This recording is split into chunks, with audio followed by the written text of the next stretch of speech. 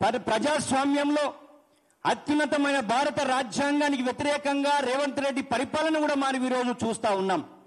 మరి ఈరోజు మాల సామాజిక వర్గానికి ఈ తెలంగాణలో రెండవ అత్యంత జనాభా కలిగినటువంటి మాల సామాజిక వర్గానికి 5% రిజర్వేషన్ ఇచ్చి 22వ రోస్టర్ ఇవ్వడం వల్ల మేము అన్ని కులాల కన్నా అభివృద్ధి చెందినటువంటి వాళ్ళుగా చేసిన రేవంత్ రెడ్డి ప్రభుత్వానికి వ్యతిరేకంగా ఈరోజు జూబ్లీ హిల్స్ ఎలక్షన్ జరగబోతా ఉన్నాయి.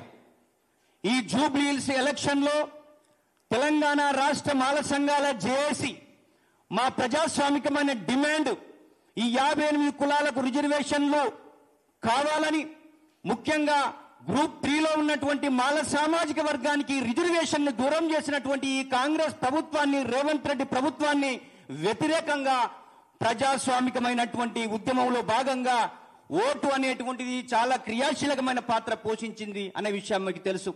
బాబాసాహెబ్ అంబేద్కర్ యొక్క ఆలోచన విధానంతో ఉన్న మేము జూబ్లీ సెలక్షన్ లో దాదాపుగా 200 మంది మీ నామినేషన్ వేయబోతున్నామనే విషయాన్ని మీకు గుర్తు చేస్తున్నాం మిత్రులు.